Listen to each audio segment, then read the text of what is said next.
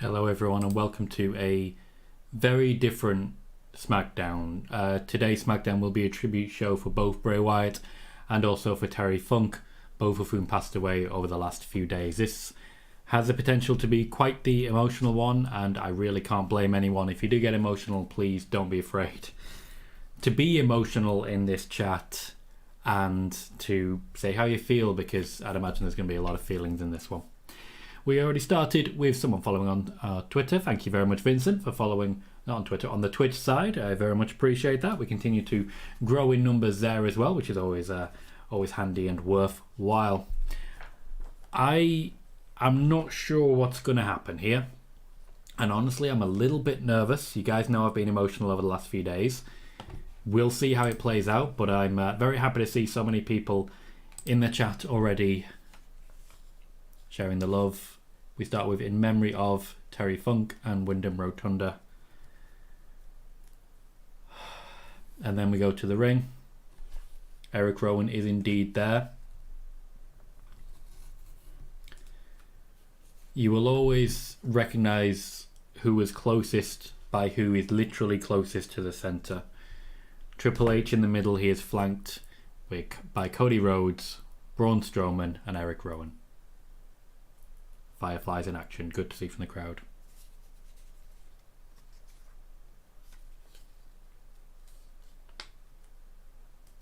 Michael Cole has the honour of celebrating the names.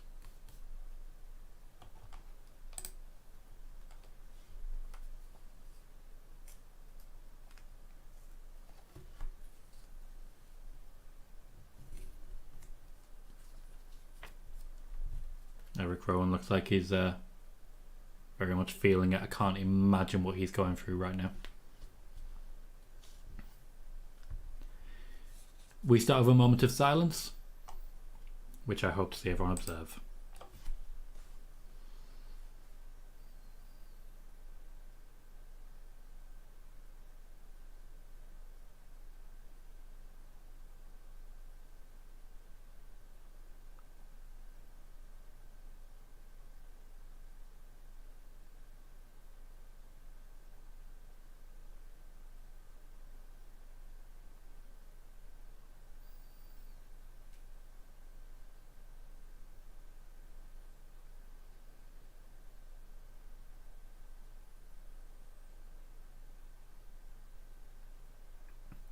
I realise I was probably a little bit out of sync for you guys there. I do apologise for that. But I hope we were still able to observe in our own ways. I'm seeing lots of chat from Joe and from Brad about tissues. Here comes our opening tribute to Bray Wyatt. Oh, this is going to hurt. This is going to hurt.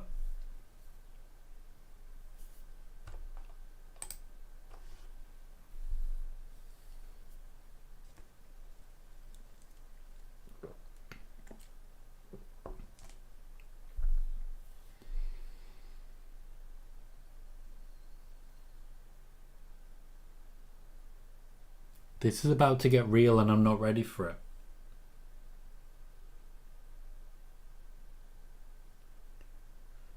I'm not ready for it to be real.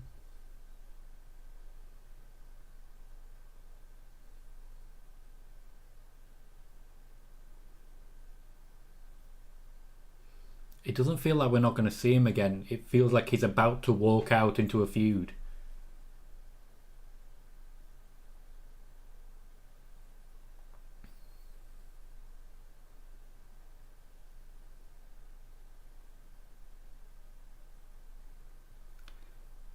There might be a lot of swearing in this stream, guys. I'm not ready.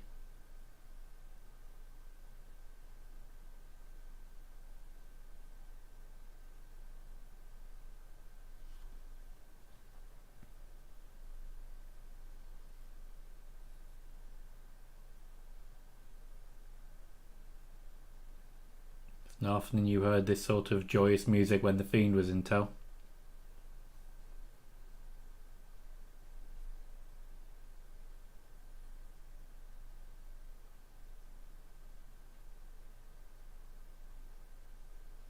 I'm confident there's going to be a documentary about Bray Wyatt soon. They'll take their time putting it together. Some of the things they will have recorded today will be in it.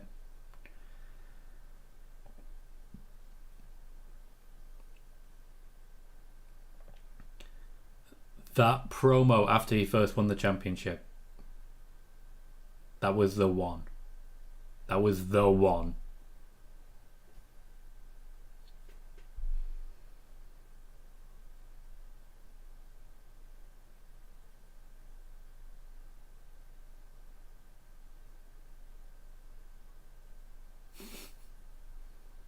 Twice now they've shown the Vince McMahon puppet. Doesn't surprise me. I think that's actually our first proper look at Uncle Howdy as well. Oh wow.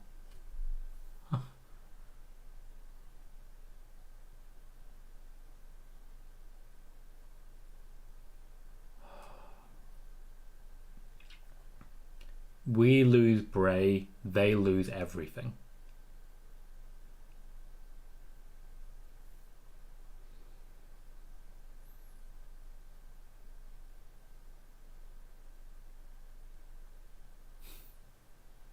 It's a good line. It's a good line.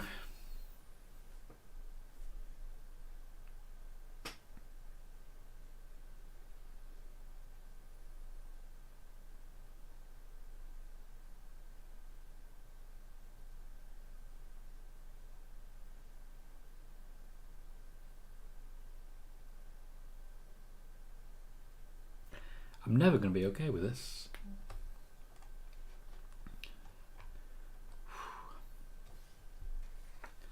Sean says Alexa posted a video on her Instagram. She wanted to be at Smackdown tonight, but due to last minute travel issues, she wouldn't be able to make it to the show before it ended.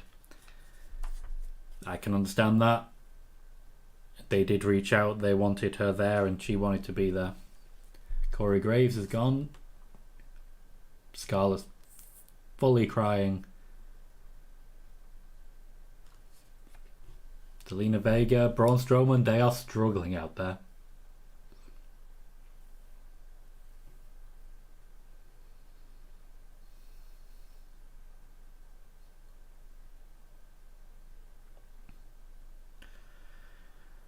Ooh, okay.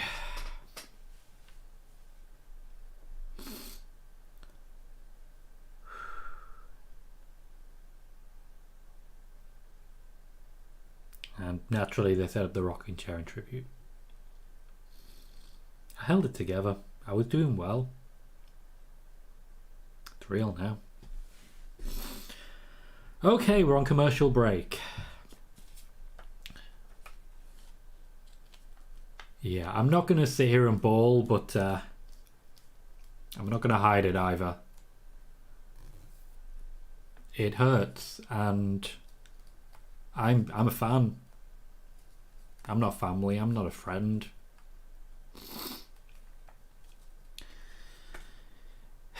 Okay. Back to the comments. Carly says, hi Tom, hope you're feeling a bit better. I mean, just starting to sink him as awful, sad news.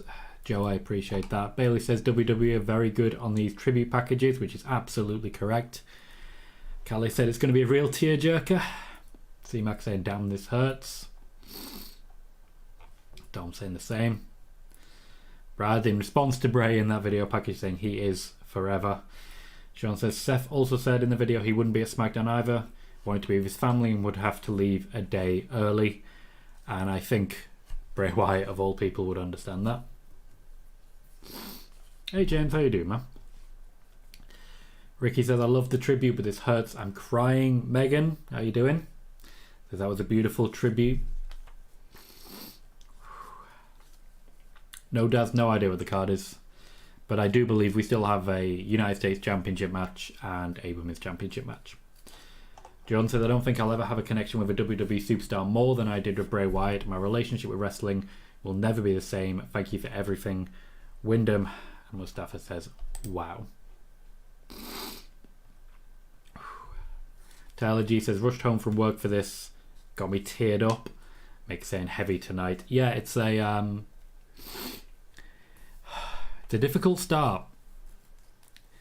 It's a difficult start. If I have to pause to go and get tissue, I thought I'd be okay.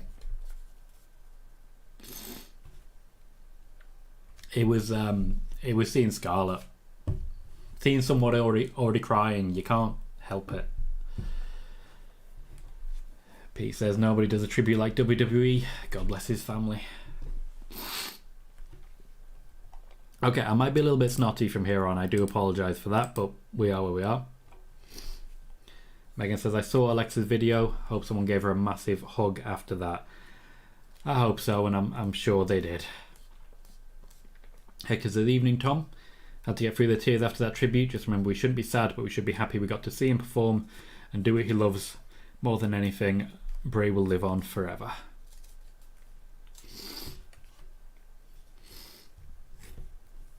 Okay. So we started with the Bray Wyatt tribute. I'd imagine Terry Funk is also going to have a video package.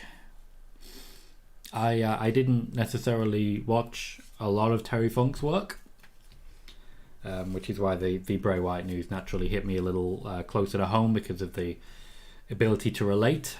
But Terry Funk was still a big part of wrestling, and I don't think you'd have a Mick Foley without Terry Funk, to be perfectly honest. Just my opinion, but yeah. I'm not fighting it, Pete. I'm not fighting it per se. I'm not ashamed. I think it'll hit me in phases.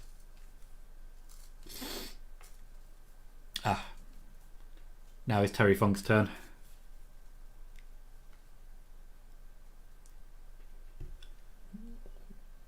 Wow, it's strange seeing him so young.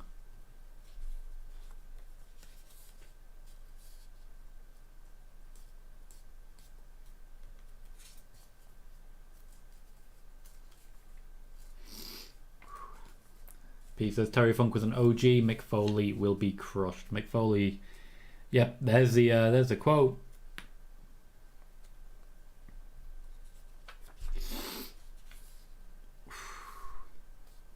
They made sure to linger on Mick. Corey Graves is still not okay. Kevin Patrick's not okay. This commentary team's going to have a really difficult job today.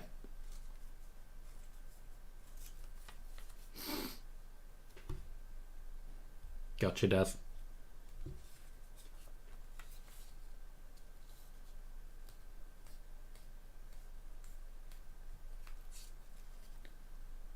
Michael Cole's not wrong there. Neither man would want the show to end on their behalf, which is why storylines have not been stopped. As I mentioned earlier, Eric Rowan being invited, Alexa Bliss being invited, Cody Rhodes being there. And also good old-fashioned wrestling matches being on the card.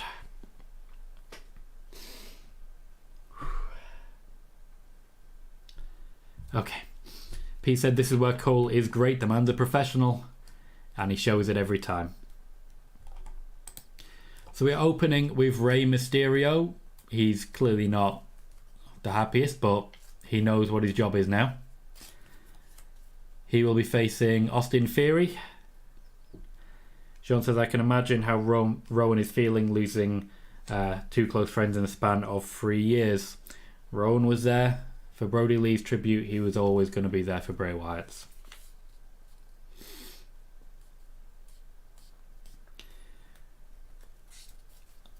Corey Graves has gone very quiet. He's being tagged in, but Michael Cole didn't seem confident of that. Sean says Ray doesn't have the title. True, good spot. Where on earth is it? Because the commentary team don't seem to be focusing on it. I mentioned armbands earlier. The armbands in question have a TF for Terry Funk and a BW for Bray Wyatt.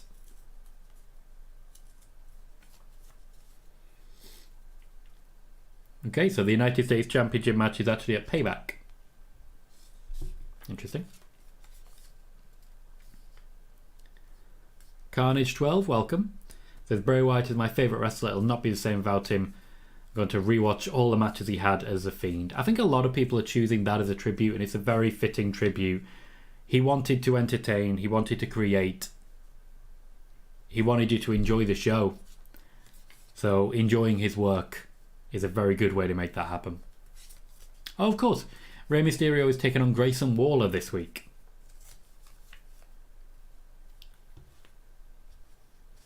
Dom says it looks like it's under the shirt.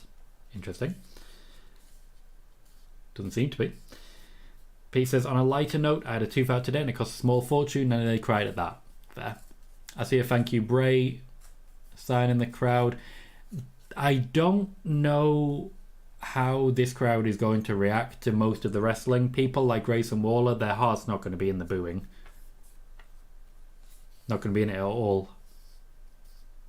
Carnage says, The Fiend is my favourite persona. There's been quite an array from Bray Wyatt. Oh, there we go. They're confirming that on Payback, Cody Rhodes will be the guest on the Grayson Waller effect, and I'd imagine that will end up in an impromptu 4-minute match. Okay, I feel a bit more composed now. I can't even remember what I was saying. Yes, many different versions of Bray Wyatt and The Fiend. I think it's one of those where each subsequent character was very different. Even though I felt like we were heading back towards The Fiend per se, we didn't get a new Fiend character when he came back. We did get more of a focus on Uncle Howdy. Personally, the early days of the Wyatt family, that was it for me. The Fiend, really, he didn't get a chance to talk too much as I enjoyed the Firefly Funhouse, of course. Hector says, Tom, to your knowledge, were Karen and Scarlett close to Bray in any way? Because Scarlett looked devastated, sadly. Yeah. A lot of people felt very supported by Bray Wyatt at a time when Bray Wyatt really needed the support. I don't think they were necessarily as close as a lot of other people there, but some people just cry a little easier, and some people have specific memories which are close to their heart. Thomas says, why hasn't Ray got the US title? Good question. I have no idea. Joe says, I think the nicest thing was all the tributes, like there was someone on the BBC News, John Cena did one, The Rock did one. Yeah. Thomas says, Cult Leader Bray was the best for me. Sean says, Bray's last appearance on WWE TV was February 17th. He and Uncle Howdy beat up Hit Row. They did, and Hit Row will always be able to hold on to that and treasure it. Carnage says, I still do like the Eater World's persona as well. Not as good as The Fiend. Yeah, for me it was Era of Wyatt. That's the t-shirt I have, and that's the t-shirt I hold. Bailey says, Michael Job will do a professional job tonight. The night of Owen Hart's death, Jim Ross had to call that entire evening, even after all that happened, and that had to be rough. Yeah, it did. Jerry the King Lawler was in the ring holding Owen's neck in place. Difficult time. The show must go on, and they're hyping up the appearance of John Cena next week. I'd imagine there'll still be a tribute there. The crowd are getting behind Rey Mysterio and Grayson Waller, logically. We are here to entertain, are we not?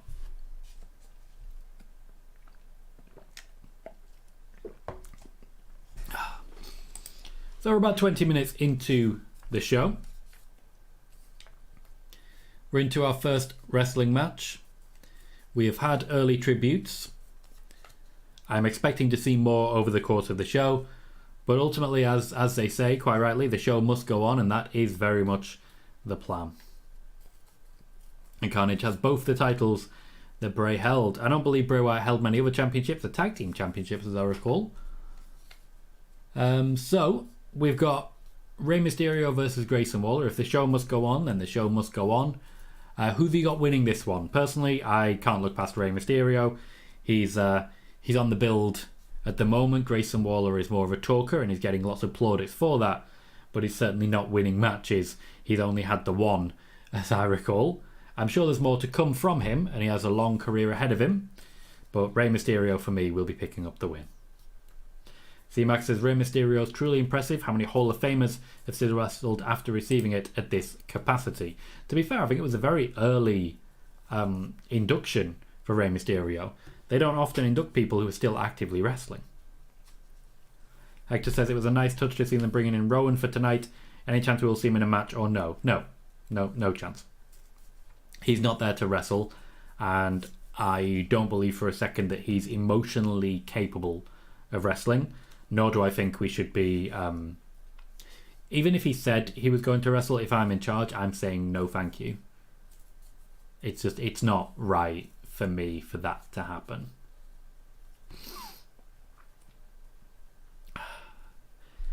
Sorry guys, I'm still regrouping a little bit. We're at a commercial break, and I feel a bit drained. I feel like I've emptied out a lot of the soul, as it were. Joe says Tom will miss SmackDown next week as well. Okay. Brad thinks Rey Mysterio wins. Pete says, what time does All In start tomorrow? I think it's 6 o'clock. I'm not sure. Might be 5. Thomas is going to watch the Pitch Black match. Fair enough. Yes, All In is on Sunday. Yeah, thank you for it is Sunday.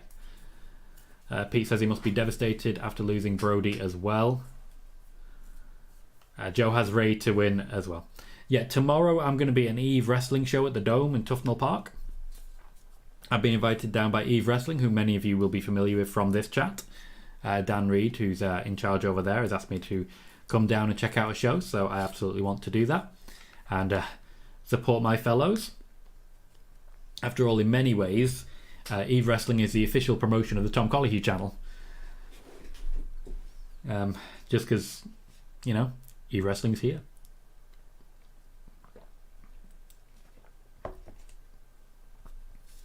No need to be sorry, Dom. No need to be sorry in any way.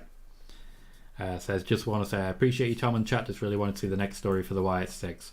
Me too, mate. Me too. A lot of us in here were really excited for what would come next. We weren't far away. We were not far away. Life can be cruel sometimes. Carnage says, I think I'll start with Seth versus The Fiend at Hell in a Cell for the Universal title ended in DQ. Only the second match of The Fiend was immediately thrown to the very top. I remember reporting at the time that was going to happen and getting a load of crap for it.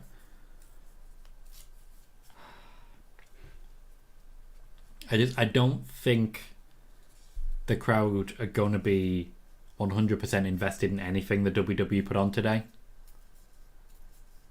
Especially when it comes to heels and heel work. You just want to be chanting Yowie Wowie and singing he's got the whole world in his hands. Grayson Waller's facial hair is enough reason to hate him for me. Thomas says, I won't be able to make it to Monday. Spoiler warning, Friday's Old SmackDown watch along. Might not make it to the pay-per-view watch along as I'm going on holiday. Where are you going, Thomas? I hope you have a great time. Thanks for letting me know. Where are you going?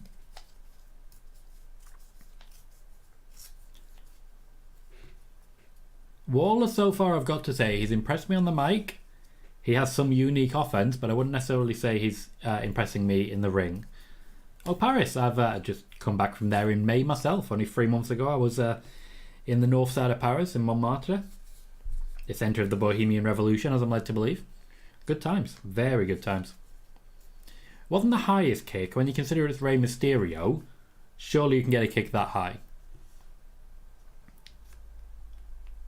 Me too, Carnage. You're one of many people in here who are definitely going to miss Bray.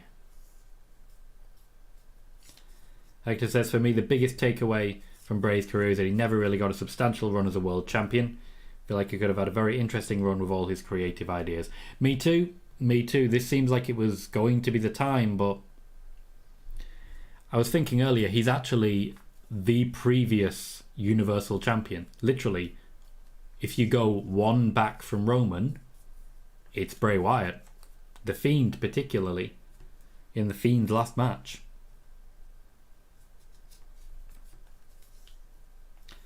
Megan says, I know it's not likely to happen, but I would love the show to close on a shot of Bray's hat, lantern and Fiend mask in the ring. I do feel the main tributes have already gone. We've seen the tribute video. I know there's been clips recorded backstage. Wrestlers have had an opportunity to talk about Bray, but I don't necessarily know if that's going to be appearing on the TV for SmackDown or if that's for later documentaries. Chris, how you doing, mate? I think they should have lingered on the crowd singing just a bit longer. I think they chose the exact right amount of time on the basis that the crowd were starting to stop singing. Also, as they are trying to say, the show must go on, so they gave themselves a set time and then they went for it. Hello, Resident Evil AMC, been a little while. How you doing? C-Max says, do you see the WWE eventually having another wrestler tapping into the darker side? Depends entirely on the wrestler. Bray Wyatt himself was the one largely pushing for it. I mean, the closest you get now is the Schism. If that's in fact their name now. Can't remember. Jordan says, I really loved those never before seen backstage moments we saw in Bray's video package. Always laughing, always smiling. For me, the best image was just him brushing his daughter's hair. As a man with 2 stepdaughters, you do spend an inordinate amount of time on their hair. You really do. They have a lot of different style choices. And I'm not up for the task. Resident Evil AMC says, oh, I'm not happy with that. Resident Evil AMC, not happy with that at all.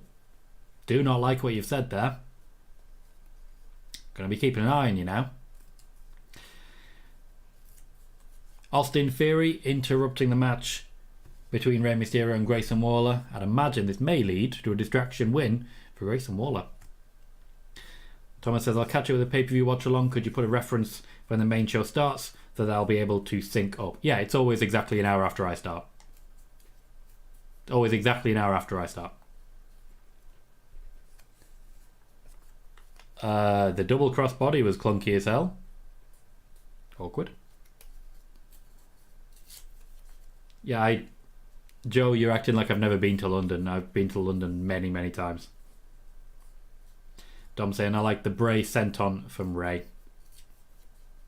Quite possibly, Joe, but we can talk about what they might do till we're blue in the face. Just let them do it. Just leave them to it.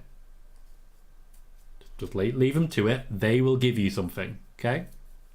Like a lot of people are really excited about, oh, they should do this, they should do this. Just they'll do something. They gave you a tribute. Wait for it. They knew what Bray would want. Appreciate that, Si. Rey Mysterio now has Grayson Waller in prone position. 619. He's now on the apron. Austin Theory providing distraction. Santos involved. Definitely screams incoming tag team match. Yeah, hopefully not, Sean. Hopefully it all works from here. It does seem like an isolated incident, and I'm giving them the benefit of the doubt with that. Just seeing how far they go. Carnage, the Smackdown episode will be on the network in about a month. Dom gives the match a 6, which is what we typically do here. So how do we rate the match out of 10? Personally, I think it was pretty average. Grayson Waller had a couple of moves that were worth the watching. But for a Rey Mysterio match, a little bit awkward. I can't really blame anyone for that. By the numbers, I'm also going to give it a 6. I think that's a fair reflection. They did work hard, but it was, again, pretty paint by numbers. Pete says WWE've done tributes before. They are great at it. Mike Brand says WWE's always had a dark character. Now Bray has gone. Wonder if that role will go to Karrion Kross next. He's as close to dark as anybody in the WWE. Bailey gives the match a 5. Thomas gives it a 6. Brad a 5. Callie gives it a 6. Peter says 5 considering what they were following, which I think is fair. And Joe gives it a 5 as well. Megan gives it a solid 6. Says not sold on Waller in the ring just yet, but there's potential.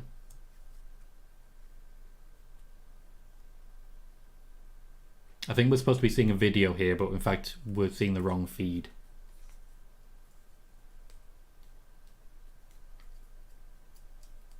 Something went a little wrong there. I suspect we're about to get another tribute package. The Brawling Brutes will take on the Street Profits tonight. We also have Io Sky versus Zelina Vega, and Zelina Vega might struggle with this one. Yeah, she may struggle a little with this one, but it's a good opportunity for Io Sky to really set herself apart. We are going to John Cena hype. Sean says, I believe this will be Io's first title defense. I believe it will be, yes. Especially with Bianca Belair, at least briefly, out of the picture.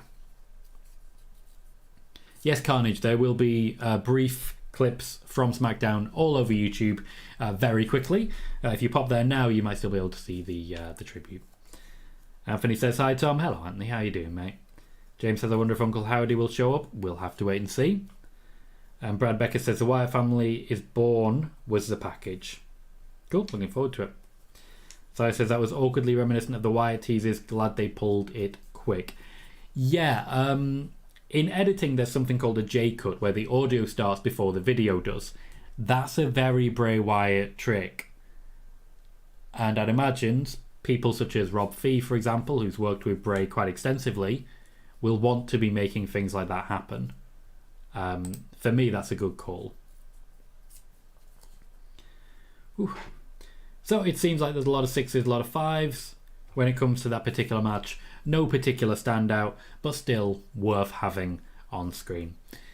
I think the Brawling Bruce versus the Street Profits could be a lot of fun, especially with the darker version of the Street Profits under Bobby Lashley. I'd be interested to see how that develops, knowing that they're building towards Sami Zayn and Kevin Owens versus the Street Profits. I do think we might be looking at our next SmackDown Tag Team Champions. But there are plenty of other options. Do you have a preferred option?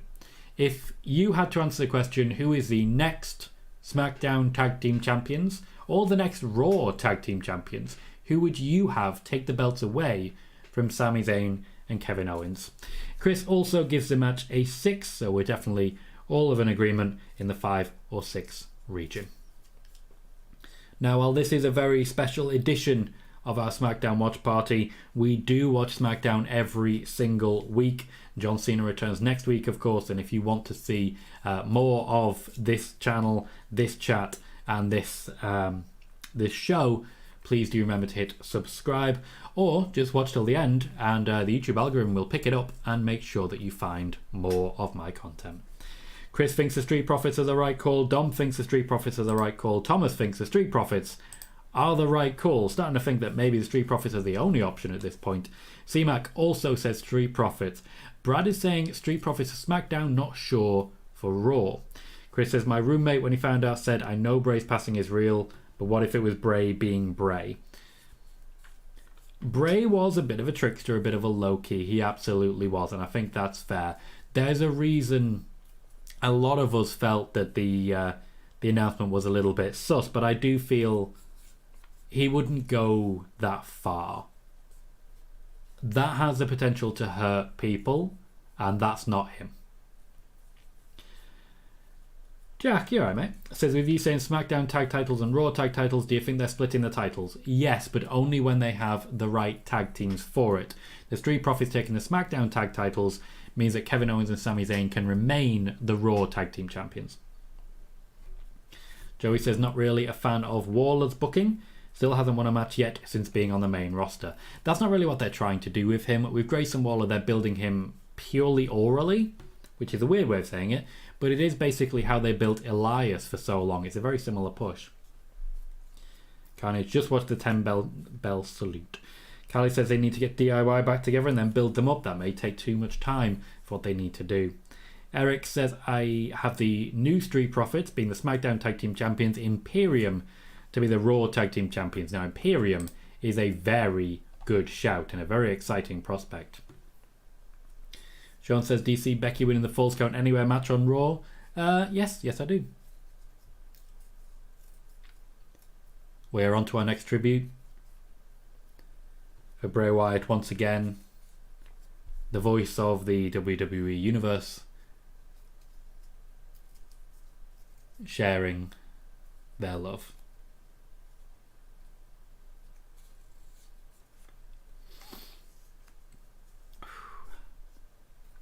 Hector says, this may be a stretch, but I'd love to see the Creed brothers called up to Raw and take those titles. I think it is a bit of a stretch, but I'm willing to be flexible. What can I say? There will be small further tribute packages across the course of the show, not just for Bray Wyatt, but also for Terry Funk, of course.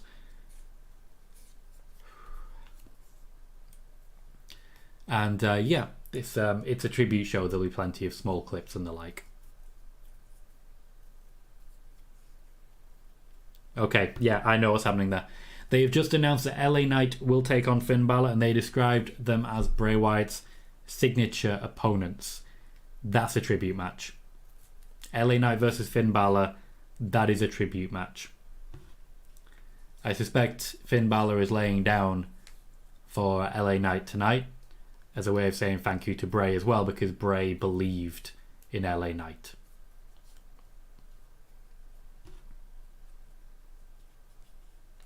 Corey Graves is going again. I think Michael Cole's going a little bit.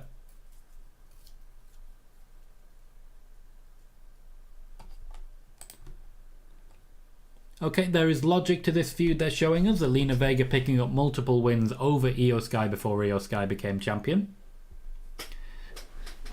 Zelina Vega genuinely hasn't had a bad build. There's been enough going on. Oof.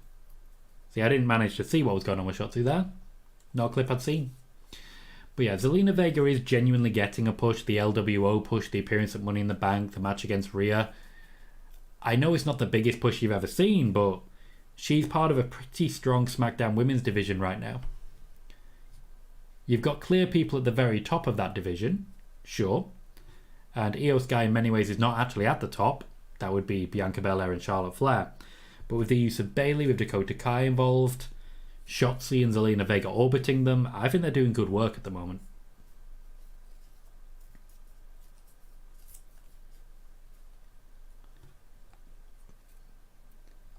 Bayley also wearing an armband. I'd imagine she has written on herself Bray's name and the love heart. Nothing but respect for that.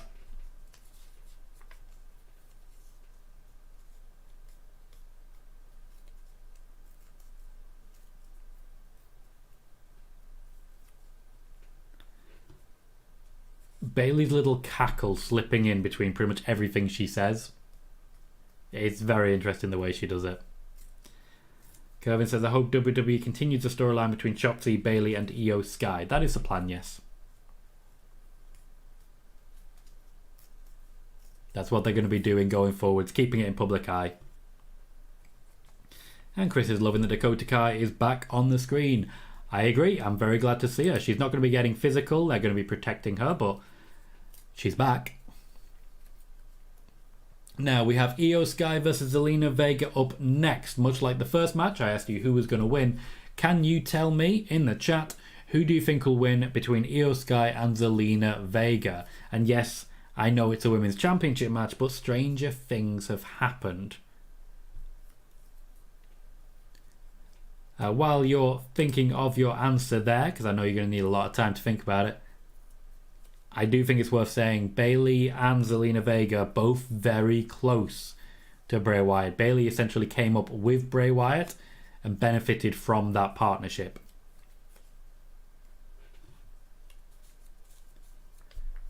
Dakota Kai didn't really know him to my knowledge. Io Sky also didn't really know him. Came too late to the party, as it were.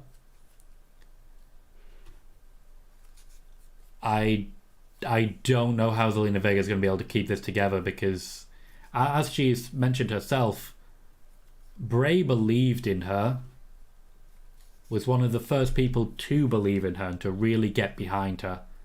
When she was still a rosebud, he had her back.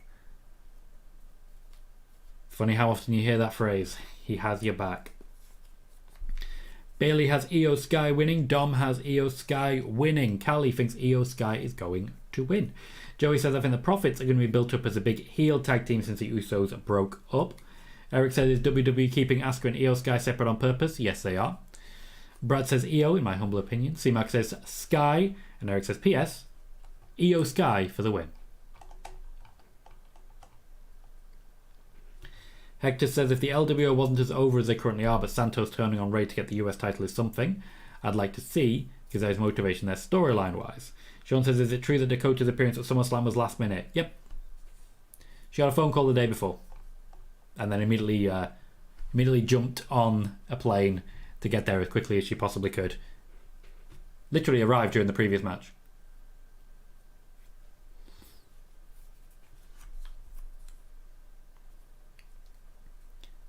As it's a championship match, they're treating it like a championship match.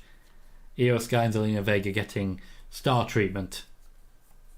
Or at least the championship getting star treatment. Which is good. It feels like a big match when you treat it like a big match. This is a lesson, honestly, I learned from Bray Wyatt. You treat someone like a star, they become a star. It's that simple. At some point, the WWE decided, oh, it's Bray Wyatt guy, we'll just treat him like a star, when they paired him with Randy Orton. And then he was. I mean, they paired him with John Cena and treated him like a star, and so he was. They paired him with Daniel Bryan, treated them both like stars, and so they were. That's how you do it. Joey says maybe they're saving Asuka versus Io for a bigger PLE. They are. Chris says I love Zelina, but Io wins. And Sai says I'd recommend a documentary on the network called A Future WWE, the FCW Story. I watched it the other day. Great insight on Bray Wyatt, Andrew, and Seth. I'd imagine there's quite a few names directly involved there. Seth, I think, was the earliest one of the Shield to join the fray. I think Ambrose was, in fact, the last one. Megan says the belt suits Io. I agree with that. She absolutely looks like a star. Kevin says SummerSlam was a weak show, not the same level as other great pay-per-views. I feel there were moments of it I enjoyed, and maybe it's one of those where if we'd been able to have a live stream, we'd have enjoyed it more, but I'm not sure on that one. Definitely, if we were doing a watch party and that MMA style fight was on, I would have had some thoughts. I think I would have built a blanket fort around me to stop having to watch it. And I like Shayna Baszler and Ronda Rousey. That's me being complimentary. Sean says, I wonder if we'll see videos from Randy Orton and Moxley about Bray in the next few days. That's up to them. People may or may not provide tributes. For some people it may be too personal. Some people may choose to be there hell or high water. Some people may choose not to be there. Some people might want to be there but not be able to. People grieve in their own ways. People tribute in their own ways. So I wouldn't expect we're going to see something from everyone. That doesn't mean they don't care.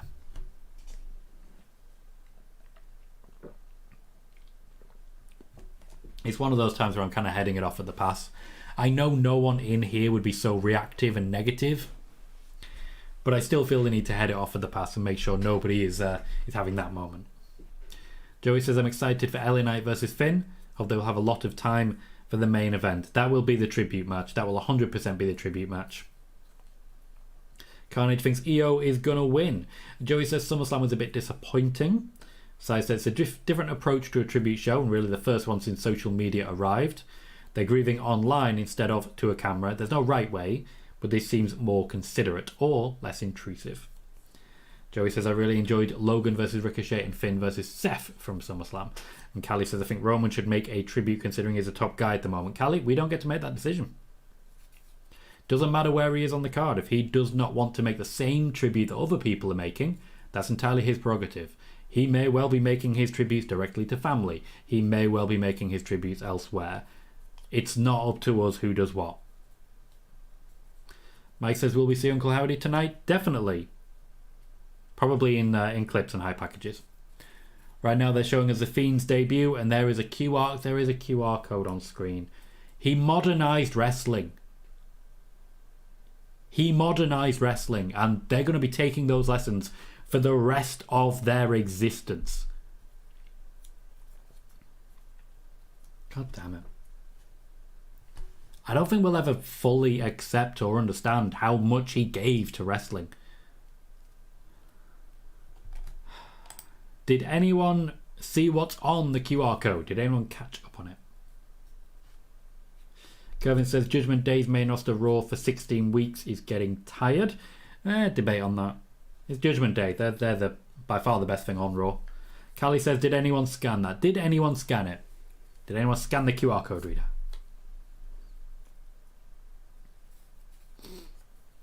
Mike, you're going to need to tell me where that rumour comes from. And if the answer is Twitter, you know I'm not going to take you seriously. Okay, so the general consensus seems to be that Io Sky is winning this one handily. Jordan says the QR code went to the Fiend's entrance at SummerSlam 2019. If that's on YouTube, they've just made a bit more money, and I'd imagine that video, as well as the matches of Bray Wyatt that they uploaded to YouTube earlier today, are all funding from them is also going to go directly to the family.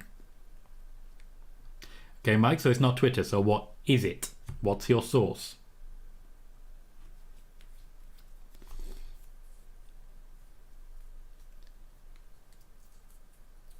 Damage control providing a distraction, making sure that Io Sky can get a few sucker punches in. Tom says, Tom, who you got? Io Sky. I'm with everyone. I'm not at all surprised that Io Sky has the belief of the crowd here.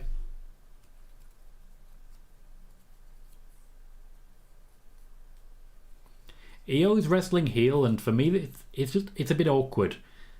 We're not used to her being heel anymore.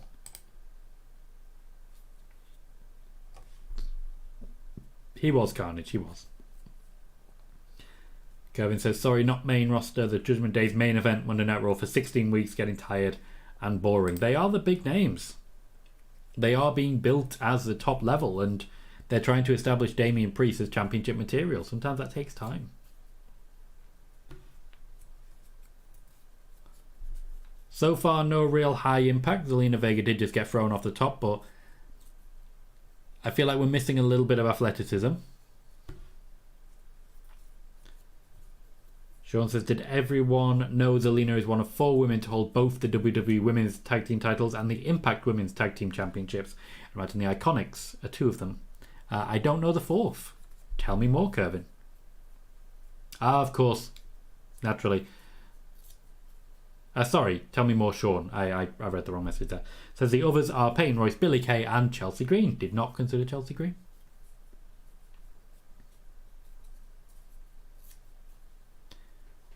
Was that separate tag teams, or was it literally a tag team Zelina, Vega, and Chelsea Green?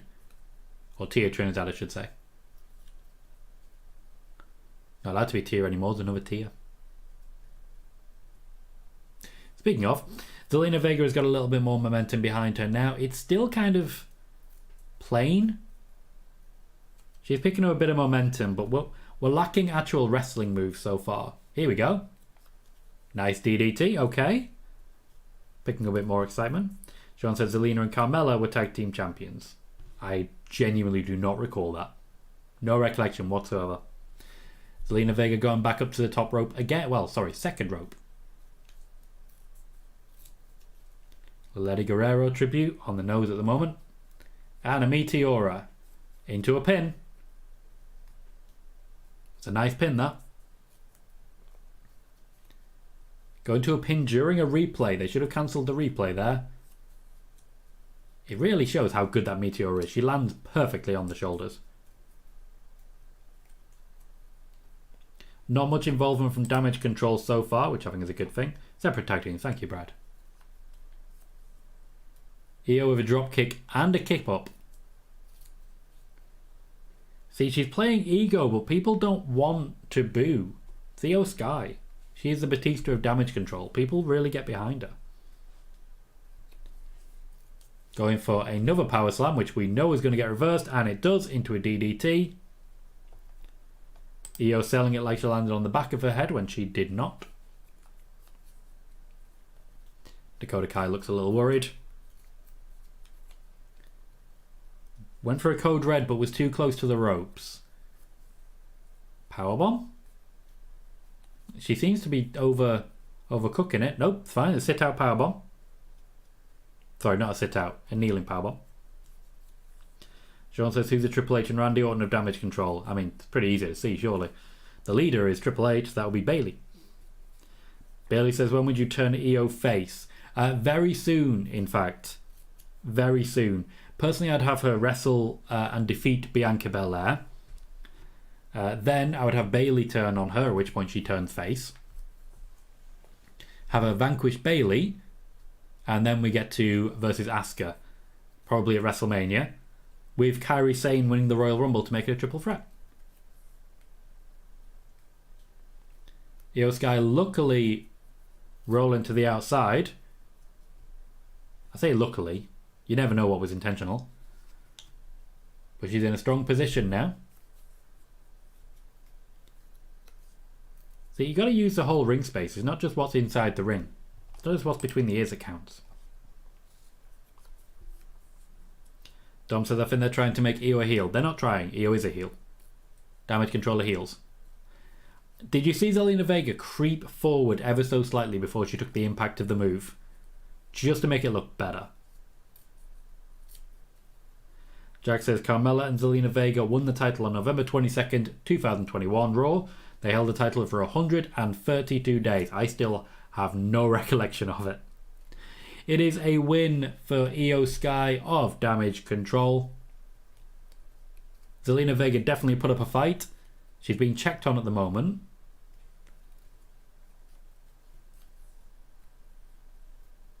The hand up, that's a stop sign. I think the referee's saying she's okay. I think the moonsault might have gone a little wrong. Let me just check the moonsault. That seems to be why she's being checked. Moonsault was perfect. Moonsault was absolutely perfect. She did get sat on. She did get her face sat on. Yeah, she's fine. A good moment for Io Sky. Successful title defense. Not really a questionable win. That seemed pretty clean to me. Good spot for everyone involved. The draw segment will be Cody Rhodes paying tribute to Terry Funk. So we'll have a commercial break for a couple of minutes, and then it'll be all Cody once again. I imagine we're about to hear a lot of very fun stories. Pete says Io should have got herself counted out. Didn't need to. Picked up the win. Dom is giving the match a 6. How about you? What would you give that match? I'm also honestly giving it a 6. I'm disappointed. They are both quite athletic, and we didn't get any reason to believe that. So I'm a little disappointed in the match. That said, it was a clean win, a good first defense for Io Sky, and I feel there's a bit more they could do here. Plus, they did give us a couple of moments where Zelina Vega might well have had a chance. Kevin says, Asuka versus Io Sky at WrestleMania 40. Anything can change in 8 months. Anything can change in 8 months. That is absolutely true. Chris says, I remember when Io first came out to the main roster, botched a lot of moves. People kept saying to send her back to NXT, but I kept telling them to just wait. And it's as it seemed she was nervous at the time. I mean, you were absolutely right. Sean says, when Io turns face, I hope we get Io versus Dakota. I suspect we might. And Bailey says, no sign of Shotzi for a second week. Megan gives the match another 6, says slow to get going, lacking a bit of intensity, but a decent TV match. Yeah, if that had been on pay-per-view, it would have gotten a 2 from me. But I do feel they were working within themselves. Yeah, Pete says she landed on her legs more than anything, which I think is true. Certainly I think maybe there is going to be a rematch there. Maybe that's our payback match, you can tell. Bailey gives the match a 6, Carnage a 5, Brad gives the match a 6.5, very generous Brad. Ricky gives it a 6, and Callie gives it a 6 as well.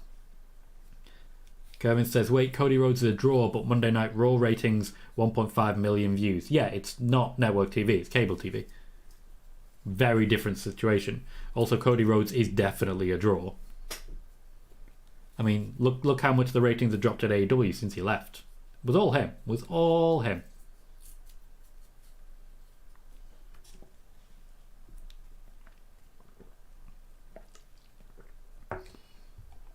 I do like the way that they're peppering the show.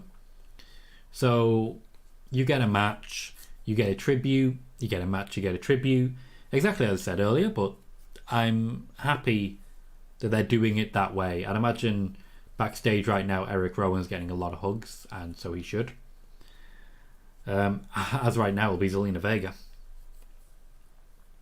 Cool Carnage, I hope you enjoy that. It's a very good match. I think people are destroyed by the finish, and a lot of people really can't see past it. Doesn't change the fact that it's a very good match.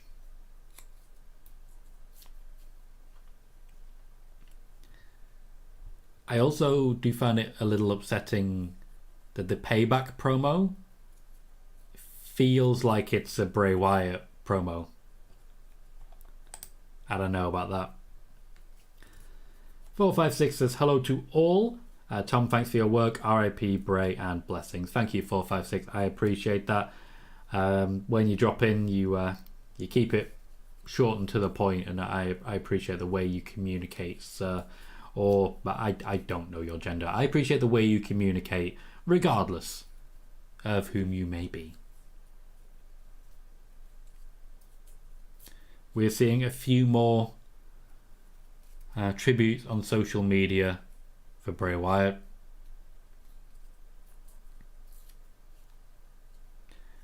I do like how they're doing this. I think this is very clever. Vanessa Hudgens there on Instagram.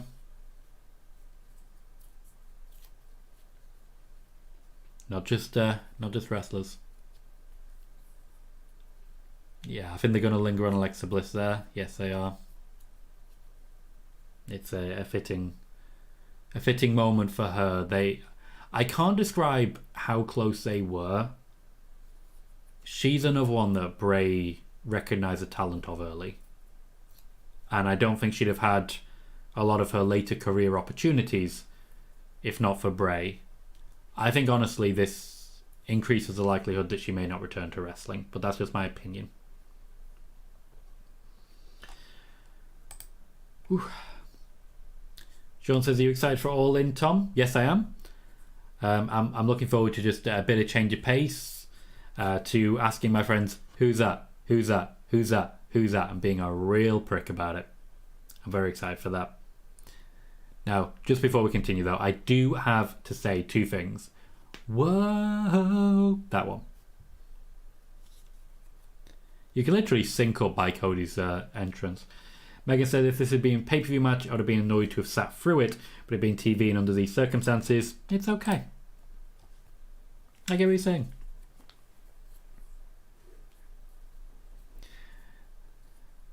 They keep going to the crowd and showing people singing Cody's theme. There is a lot of people singing Cody's theme. A kid just had a dream come true with a hug from Cody. He knows what he's doing, Cody. He knows how to play media.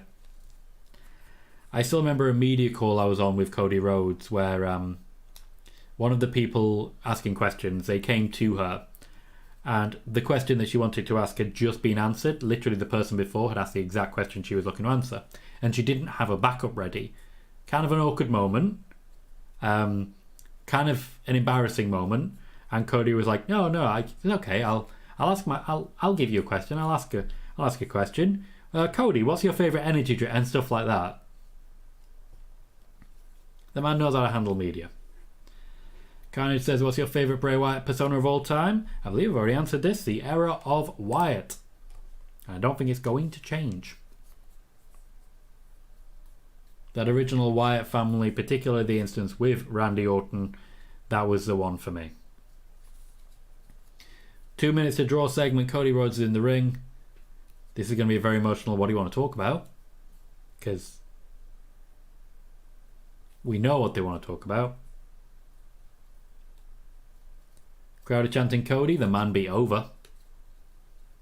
And he's soaking in the adulation.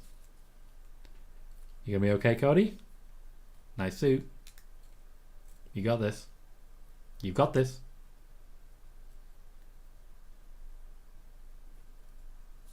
You've got this. Okay, he's fully in character. He's good.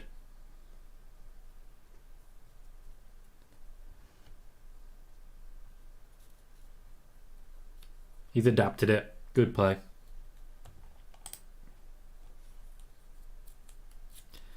P says, why not Mick Foley? I'd imagine because he's not available. There are many different reasons why these things happen.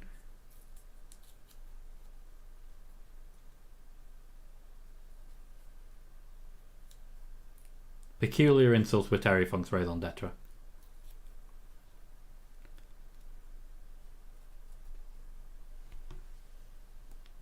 Your egg-sucking dog again sounds very Terry Funk. You can literally hear him say it. Cody briefly forgot what channel he was on there, just wanted to be sure.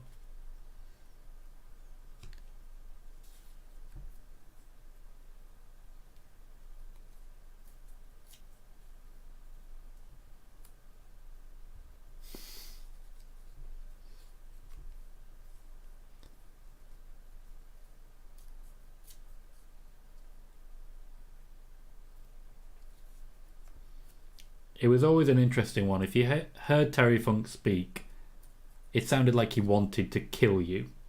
And then you saw his face and realised that that moment would not come.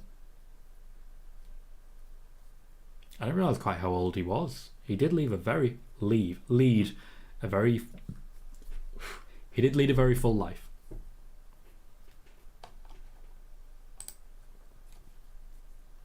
Sean says, with Cody this over, I still don't understand why they had him lose at WrestleMania. Odds. They didn't want him to look like the chosen one. Bailey says, Tom, I share your my thoughts on Alexa. She can't go back to her old characters now and hasn't wrestled consistently in 2+ years. She wants to get into acting. Is now the time? That's up to her. It's a very hard question to answer without direct knowledge of Alexa Bliss. I don't know her personally. So any opinion I share on this is speculation, just to be clear on that. But I do agree, now is the time, and with the concussions that she's had, the WWE don't seem eager to give her championships. Would you stay? Would you stay knowing that everything will be a little bit worse?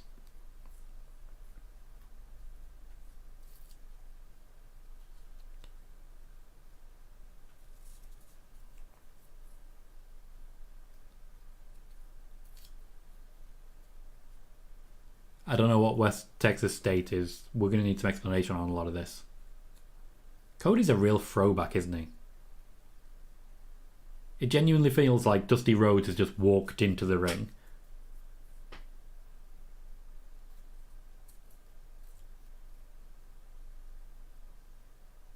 It seems like he's over with the 50-year-olds at least. We know about the rub, mate. Is Cody going to be rubbing people now?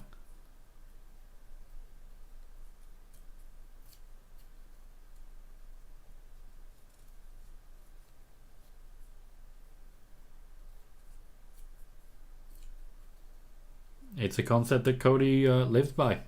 He wants to elevate people. At the moment, he's the one being rubbed.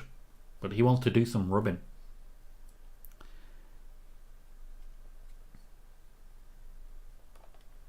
We have ourselves another tribute package, rightly so.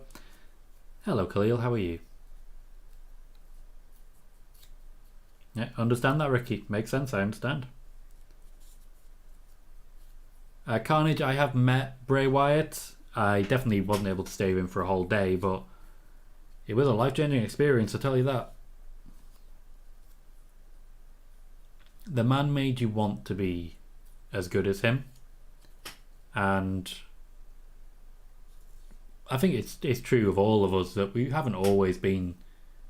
we're not always guaranteed to be great people. So it's all about the people you share your time with and the people you use as role models. Bray Wyatt made you want to be better. Tom says the creator of the Half Moonsault RIP Chainsaw Charlie. I wouldn't say I'm great, Khalil, but I'm doing okay. Carnage, it was alright. I mean, he stepped off the lift and said to me the most important words I've ever heard in my life. Is the bus over there? Changed my life, that did. Changed my life. Ricky says it was the only thing to compare to Take It in the Dark Side gimmick. Pete says he led the way for the likes of Tommy Dreamer and Mick Foley. He was Mr. Hardcore, absolutely. Another one, I feel, where it comes to ECW, he created the desire for hardcore wrestling. You have to question if, without him, there would have been the same audience that there was when ECW launched. Sean says, I do think Alexa will come back after the pregnancy and finish out what's left of her contract. We'll see if that happens. She doesn't necessarily have to, and she might not necessarily be used in the same capacity. I think she could potentially be doing hosting jobs. Bailey says the tapes of Terry Funk and Mick Foley wrestling in Japan were insane. Yeah, these guys, it feels like they hate each other. We all know different. But it definitely felt like they hated each other.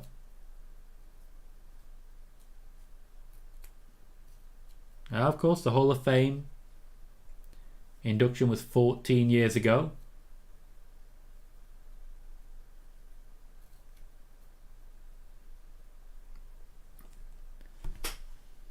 Dusty Rhodes there for it.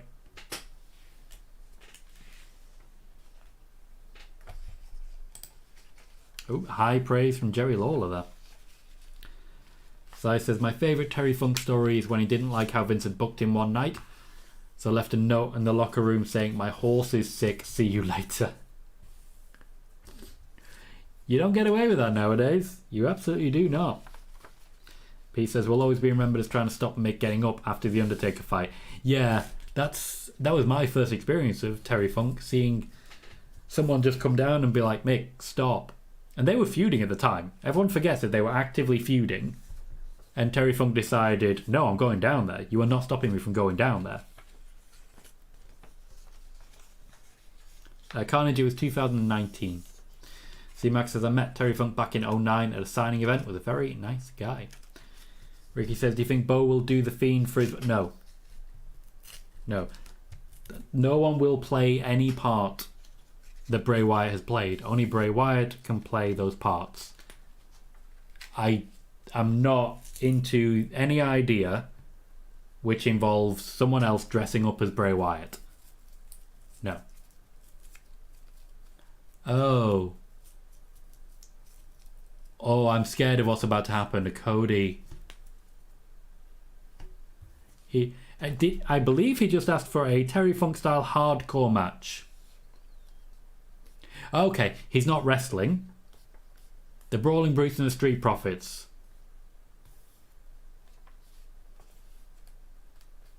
A hardcore tag team. Okay, I'm scared for everyone involved in this. Literally everyone involved in this. It's going to be hilarious. Carnage, the first WWE superstar I met was Matt Hardy back in 2013.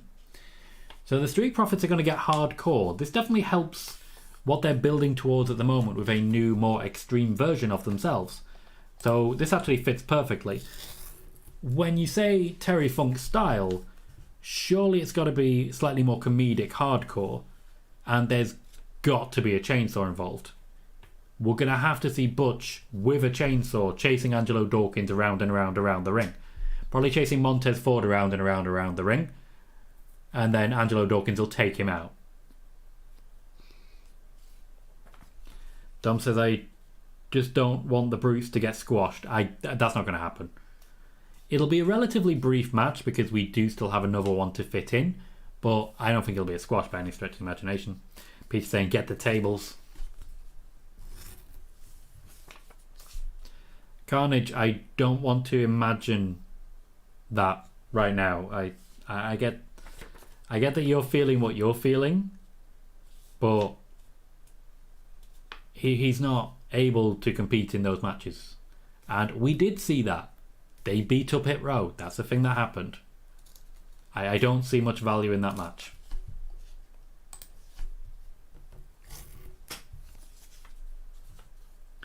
Megan says, who spins the ladder? Fair. Hector says, if it's a Terry Funk style match, there's got to be blood. There will not be blood. Come on, there will not be blood. You're very welcome here, Carnage, and I want you to feel comfortable here. But, like, asking, oh, but if he was alive, would you do this? He's not alive. And some of us are still trying to come to terms with that. So if we can just weave around that question and never ask it again, that would be great.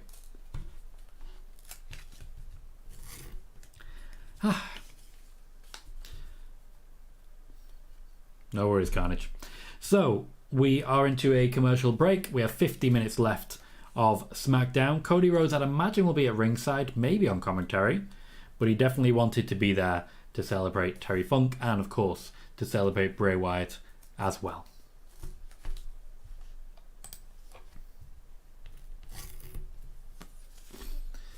If it's Terry Funk style, there's definitely a lot of different and unique spots that we might be seeing for the last time.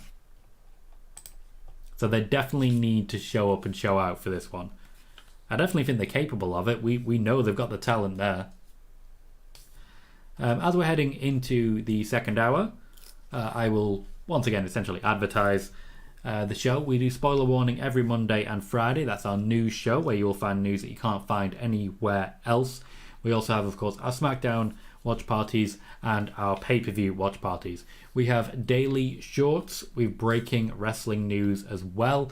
as well as videos detailing things in a bit more detail. Detailing in more detail, that's the thing that I said. So for example, my next video will be about the talks that were had between formerly known as Sasha Banks, Mercedes Money and Triple H about potentially returning. Carly says, do you think there'll be more tributes on Raw? Yes, I do think there will. I don't think there'll be as many, certainly. The show must go on and all that jazz, but I do feel there will be some tributes for that. But while you're watching, please do consider, if you haven't already done so, hitting the like button. Every thumbs up does make a massive difference to the show and the growth of the channel. And subscribe if you haven't already. We will be continuing to break news here, and I promise you, you do not want to miss it. Carnage says, the first stream that I've watched on your channel, it's amazing. I appreciate that, Carnage. I'm glad you're having a good time, and I'm glad you're contributing. Really, I'm very glad for it. I do explain the era of Wyatt, the championship win. You can see how happy he was immediately. This should have been the trigger point. And in many ways it was. But yeah, Carnage, to explain how it generally works here, we have something called chat rate. So the more you chat, the more the channel grows, the more people are here, etc, etc. So you jumping in and you engaging and you asking questions, it's great for the channel, and honestly it gives me a lot to bounce off as well, which helps the stream. So very glad to have you, mate. Welcome to the show. Hope to see you at some more in future. The Street Profits are making entrance in their new attire. I do at this point want to do as I have done already. Who do you think is going to win? The Brawling Brutes or the Street Profits? I don't think it's impossible that the Brawling Brutes pick up the win, but I do think it's the Street Profits' time. It is definitely a time for the Street Profits, as they are built towards Kevin Owens and Sami Zayn for the Tag Team Championships. Red Top Rich, welcome back. Says, big up the Colohue unit. So the Colohue unit. I feel bad for even just saying that. The Colohue unit. That's a thing that I said. Appreciate it, Carnage. Pete says, I think the QR code is for his merch. That would be a very good thing to do. Get a bit more sales in, and that of course means more money for the family. Ricky thinks the Street Profits will be the ones. Brad Becker also thinks the Street Profits will be the ones. Bailey thinks it's going to be the Brutes. Sean said, if you could return Kyrie, how would you return her, and would you return her as a heel or face? Well, I've actually mentioned this one before. I would return her as a face and have her return at and win the Royal Rumble to go into a triple threat match for the championship at WrestleMania against Io Sky and Asuka. Megan says the second QR code takes you to Bray's first title win. So basically exactly what's on the screen. And Sean says, unfortunately, Bray's WWE title reign was short. Retained over Cena and AJ in a triple threat, then lost it to Randy at WrestleMania 33. That was the one with maggots in the ring. So as it's a hardcore tag team match, it's Tornado Tag Rules. And I just want to say, I love Tornado Tag Rules. Tornado Tag Rules are better than any other rules. Jack has the Street Profits. Carnage also thinks the Street Profits will win. So, Tornado Tag. I don't feel there are enough Tornado Tag matches in wrestling. I know that it's very difficult at times to track them, and it's something that they tend to do at indie shows to, go through the crowd and split off, and you watch this fight here, and then later you'll watch that fight there, blah, blah, blah. But I do feel with the way WWE do triple threat matches and the like, there can still be people taking a break on the outside, which is the way that they tend to do things. So I'd like more Tornado Tag, please. And when you've got people like Butch, he has pedigree of those. If you'll forgive the term pedigree.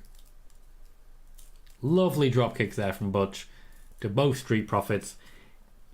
He's in control in the ring so far, no hardcore, but we know it's coming.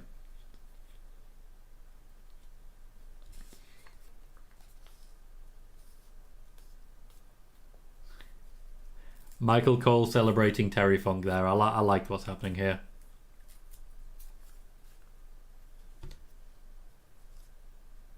Rich Holland with a big swing. Very Cesaro. DDT was awkward because he wasn't straight on Montez.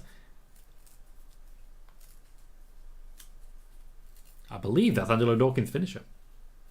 Carnage says, is Butch basically Pete Dunne? Not quite. There's more Scrappy-Doo energy. Kevin Patrick seems to be losing his thread a little bit. I do wonder sometimes why you have both him and Michael Cole. Mangy Muck. Come on, man. Rude. All he wants to do is break your fingers. Hector says I'd love to see... Oh, sorry, one sec.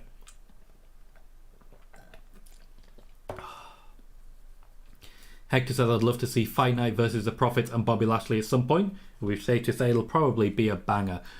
I like the idea of Sheamus versus Bobby Lashley in general. We haven't seen enough of it. And Megan says AEW had a tornado tag match on Wednesday. You see, that's why I'm going to All In. Because I know we're going to get like heinous carnage. And not carnage as in the person in the YouTube chat right now, but like wrestling carnage. Pretty sure Montez Ford just got kneed in the face. Yep, he just got kneed in the face. Pretty sure he's about to be kicked in the face now. And now he's okay. So we talked about spinning a ladder. It's not very hardcore, but it's a tribute. A tribute of sorts. Pete says it's time for the bins and lids. Yeah, the good old-fashioned WWE hardcore style from the days of the Hardcore Championship when it was Bossman and Road Dogg and "We want tables," chant the crowd. You promised them hardcore, you've got to deliver.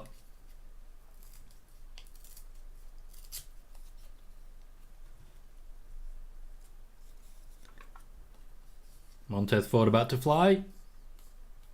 Takes down everybody. Pete says that was Terry Funk all over. Bobby Lashley on the way down to the ring. I'd imagine he's just here to hype up his boys. He looks amazing as always. Oh. Logically, with Bobby Lashley coming down, that tells me we're about to have another commercial break as well. And we are indeed. If it's a hardcore match, then Bobby Lashley can get involved, but so too should Sheamus. So I think this might actually be building towards that 6-man tag. Hey, dreams come true.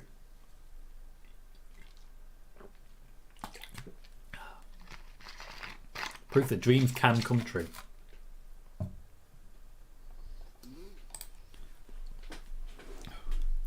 Sean says Montez athleticism never ceases to amaze me. Everyone focuses on the frog splash because it's an amazing frog splash, but everything Montez Ford does is beautiful, clinical, and smooth. Megan said they could do 6-man at Payback. Ooh, I'd be into that. And it would definitely further establish the team of the Street Profits and Bobby Lashley. When they start to get involved with Bianca Belair, ooh, you know it's going to be good. You know it's going to be good.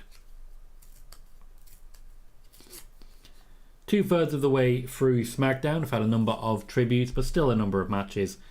I think it goes to show how much you can genuinely fit in a 2-hour show. The tributes have basically replaced recap packages, which I'm okay with. Recap packages suck and they do too many of them. Give me tributes. It's not the greatest SmackDown in the world, but it's a tribute.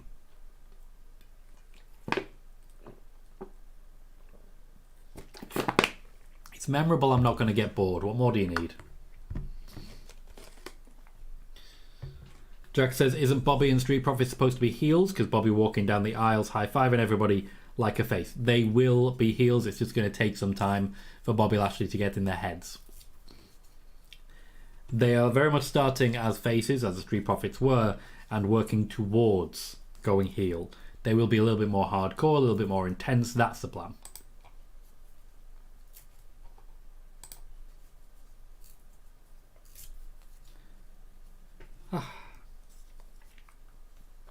Honestly, what's upsetting me most is that we're yet to see Bobby Lashley and the Street Profits in matching suits. Nothing upsets me more than non-matching suits. Which sounds and is equally ridiculous, but also kind of important. I'm going to a wedding soon, next couple of weeks. I may need to buy a new suit for it. Really excited. I might get my first blue suit because I'm getting old now. Used to be all about the black. But sometimes you just got to pick a different colour and roll with it. Bailey says, how close are your seats at Payback? I'm not going to Payback. Bailey, I will be going to All In. All In, my seats are not close. They're on essentially the upper tier. I think the third or fourth row on the upper tier. So not too far away, to be fair. Also, I like a good upper tier. The crowd are still chanting, we want tables. I'm worried this hardcore Terry Funk match will have no hardcore in it. It's going to be awkward. CM Jacinto, thank you very much for subscribing here on the YouTube side. You'll get notifications every time we go live with spoiler warning and, in fact, with our Smackdown and pay-per-view live watch parties. We'll also have daily shorts if you're into that. And if you're not, you don't have to watch them. You can just watch the live stuff. You can watch whatever you want to watch or don't want to watch. Whatever works for you. Carnage says, love the stream. Keep up the great work. Thank you, Carnage. Appreciate that. Interesting. Again, a kneeling powerbomb like earlier. But this is not a Terry Funk style match. I can't say I'm too happy with it so far. It's a standard. It's a tornado tag, which is cool. But there's no weaponry being used, no tables. Carnage says he's streaming Payback. I will be hosting a watch party for Payback. I won't be streaming it. I pay for it. I have the network. If the network works, because it hasn't worked recently. Angelo Dawkins in the ascendancy at the moment, looking good. It's been a long time since he was told that Montez Ford's a star and he needs to step up, and he's stepped up a lot since.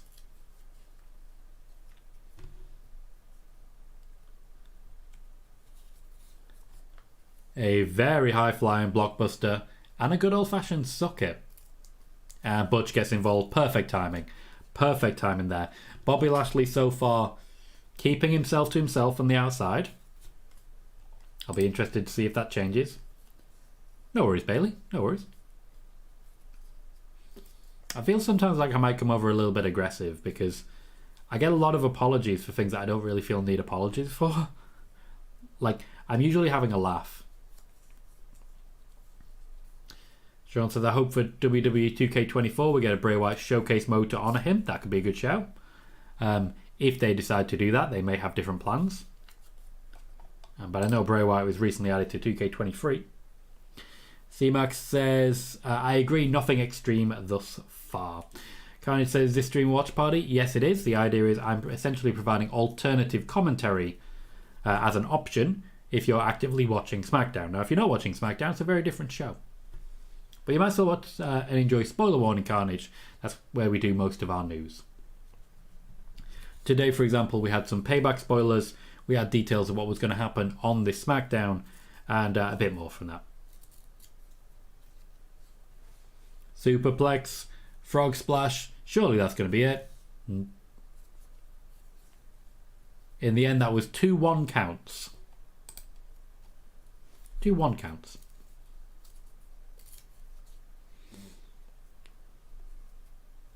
The very, very interesting Frog Splash. Okay, finally, we're getting there. I think Butch has called an audible here. Oh, no, he hasn't. It was part of the plan. Pulled the table, immediately backed into Bobby Lashley. Bobby Lashley just lost his smile. Michael Cole throwing digs at Shawn Michaels here. He's gonna let that go? He's gonna let that go, Bobby? He's gonna accept it? I do like that Bobby Lashley's actually guarding the attire of the Street Profits. Bobby Lashley's behaving, but Butch is very distracted. Dom says if Lashley joins them, it makes them weak. Not necessarily, but if they're going to be heels, they would need it. And Pete is excited for tables. Montez Ford has set the table up, which suggests Montez Ford will be going through the table. Trying to get Ridge Holland in position. He'll probably go for a frog splash. That is, after all, his signature. No? Uranagi? I've never seen Montez Ford do Uranagi.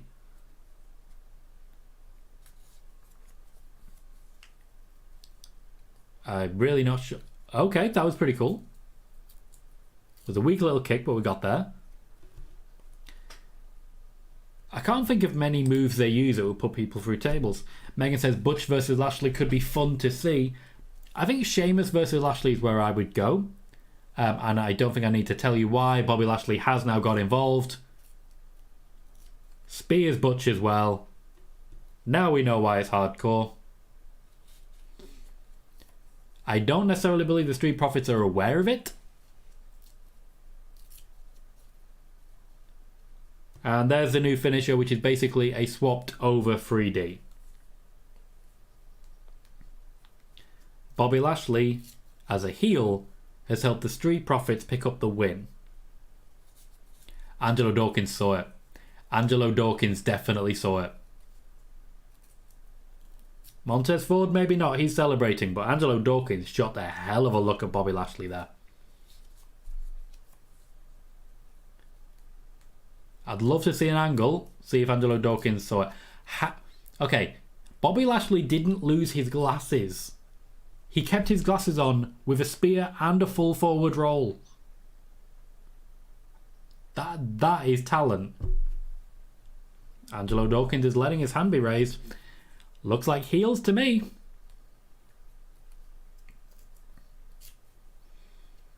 And people are still cheering for him. Interesting.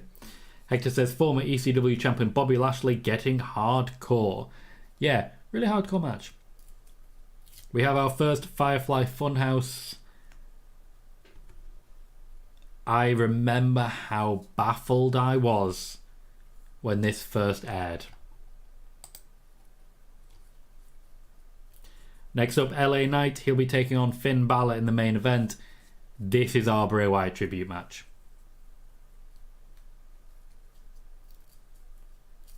But yeah, this is all about Bray. C-Max says, damn, what a spear by Lashley. Dom says, why the front flip? It's to differentiate from the Goldberg spear. Essentially, it kills his momentum. Which is not unclever, is the thing that I was about to say. You're right, Carnage. It's not going to be the same. We have to get used to a new world. A new world now.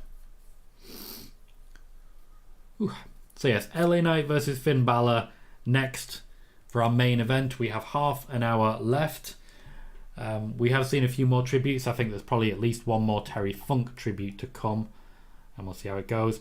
Joey says, where were the weapons for that match? Great question. All we saw was a couple of tables. But to be fair, they were used moderately well. So I'm now going to ask you the standard question. Joey, Chris, everyone, how do you rate that match? Now, I liked the athleticism. I liked the physicality. I liked that we ended up with heels by the end of it, though we're not quite there all the way yet. They were kind of tweeners. But it was a hardcore match. So it's getting a 4 because it was not what they advertised.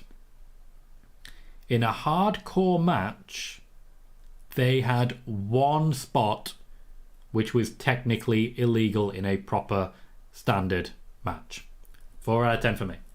Jack gives it a 7. Bailey gives it a 4. Joey says I'll give it a 7. It was a fun match, but no weapons were used. Ricky gives it a 4. Carnage gives it a 7. You can see a very clear divide here. Joey says he must have forgot it was a weapons match.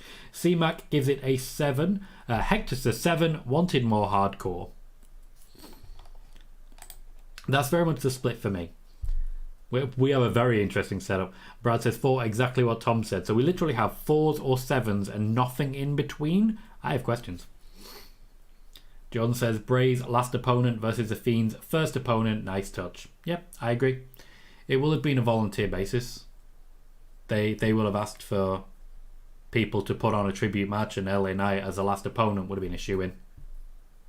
Finn Balor was very involved. It's not just a case of The Fiend's first opponent. Let's not forget, The Fiend was going to... Sorry, the Demon King versus Sister Abigail was put forward as an option at some point.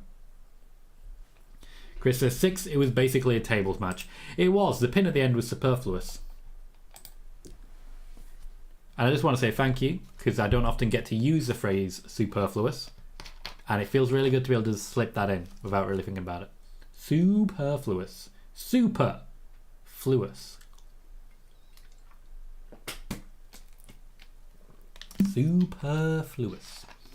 Are there any random words which you just really enjoy saying? I know this is off topic. I know this is way off topic, but I'm going that way now. Are there any words that you just really like saying? Like, I really like saying superfluous. Random question, I know, but let's just do it. I mean, the highest chat rate I ever had was when we were talking about your favourite type of crisp. And we will get back to that, I promise you. That may become an annual Elimination Chamber tradition. We start up Elimination Chamber, we're like, okay, we are now live. Crisps. But I just thought I'd ask, because I have a lot of words that, if I hear the kids say like a certain word, my youngest, when she was 9, we were talking about the God thing. And she told me she believes in metaphorical miracles. And I've got to give her a pat on the back for that. She's 9 years old and she's coming out with stuff like that. Now, admittedly, she'll have heard that from someone else, but she understood what it meant enough to remember it and use it in context with a different conversation with a different person. So I'm giving her credit for that. Bailey says odd words notwithstanding. We have a few more people paying tribute to Bray Wyatt on screen, including John Cena. Hector says the Sister Abigail versus a Demon was thankfully cancelled for Finn versus AJ, I believe. Bray was out due to some illness. Yes, that was a part of the time when he was he had to be dropped from TLC because he was immunocompromised. Megan says defenestration is a good one to say. Callie just says swear words. Chris wanted the Fiend versus the Demon in Hell in a Cell. We nearly got there. Becca says excellent, awesome, and cowabunga. Clearly someone is a fan of the Teenage Mutant Ninja Turtles. We are getting a recap of The Miz versus Akira Tozawa. Of course, LA Knight now feuding with The Miz on a completely different show. LA Knight versus The Miz likely to be on the Payback program. You might expect The Miz to lose. You'd be correct.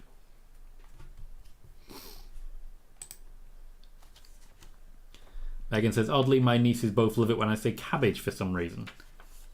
I'm trying to imagine that in your accent. Next time I come into your stream, I'm just going to ask you to say the word cabbage a lot. I might literally spam your stream with the word cabbage or find some sort of emote which suggests that you should say cabbage. And then you'll get a lot of chat rate, and hopefully it'll help. Is it the way they say cabbage in Scrubs?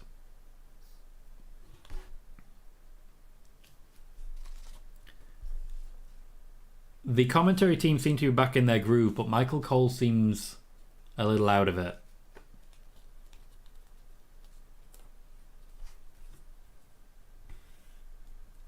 We're seriously using TMZ to tell a story. Brad grew up on the Turtles. Me too. Donatello was my favourite, by virtue of being the best. I had to collect Turtles memorabilia. Loved it.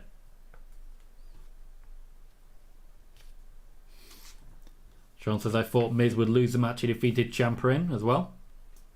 Every now and then it stands out.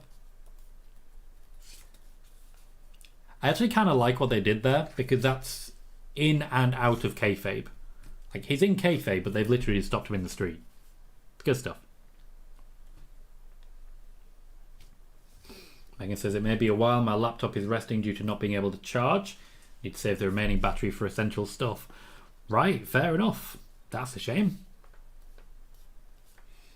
How are you communicating now then? Are you working off phones, or have you got like a separate PC? Carnage's favourite was Raphael. Brad says Mickey was and is my favourite, but of course it's Michelangelo. Dom says LA Knight main eventing. Yeah. LA Knight main eventing against the leader of Judgment Day. Well, debatable as to leader, but one of the biggest names in Judgment Day, Finn Balor. And I don't necessarily think we're going to see Judgment Day here. I think we're going to see Finn Balor here.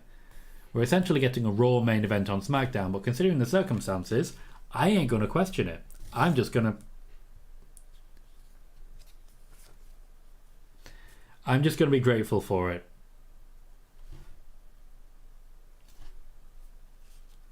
Just seem a little bit overwhelmed. he got a mic? He's got a mic.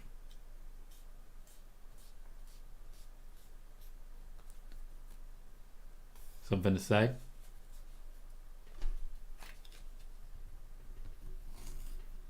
Yes, Carnage, that is what he means. LA Knight's going to pay a tribute here.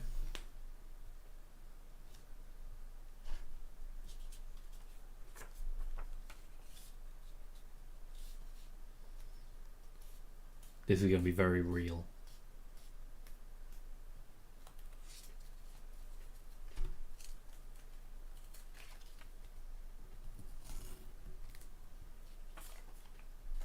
He's putting over a man who helped him.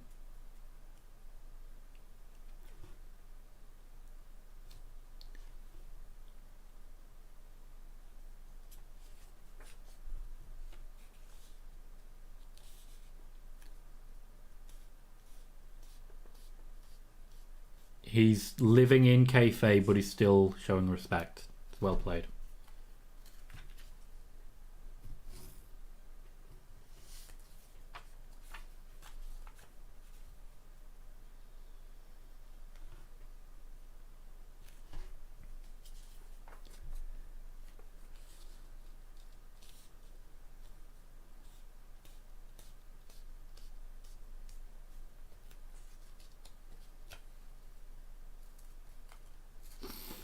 Okay, he's going to get me again. I need him to stop.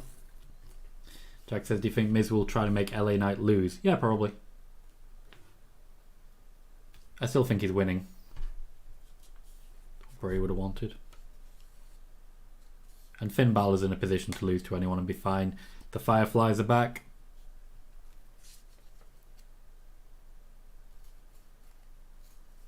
Don't speak over a thank you Bray chant. I'm not happy with that.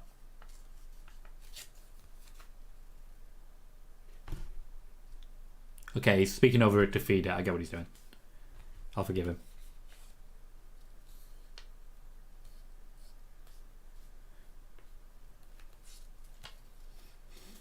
Okay, now he's back in the room and now he's also feeling the emotion.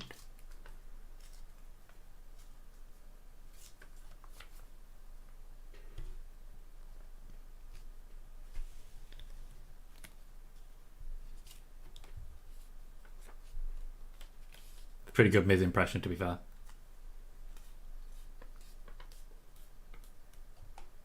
It is a very good Miz impression. Not seen it, Sean. Mega says, phones for Twitch app and tablet to watch the show. Hector says, is this a shoot promo? The first half, yes.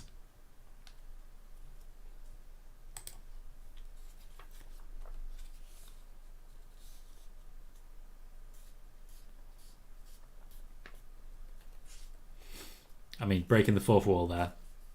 LA Knight.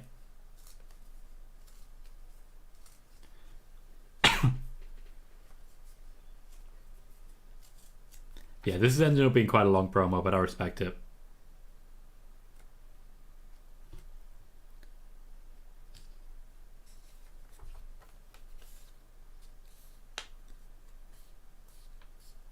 Definitely suggest we're going to get the Miz versus LA Knight at Payback.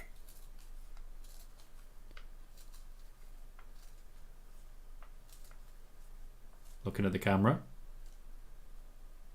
Come on.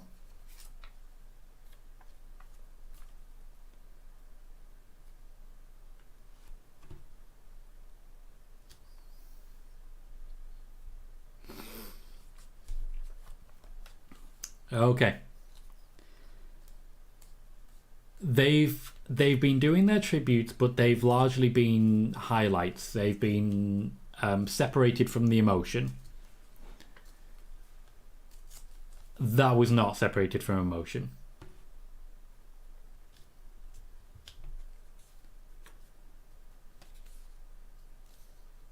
A brief clip there of Bray Wyatt's return.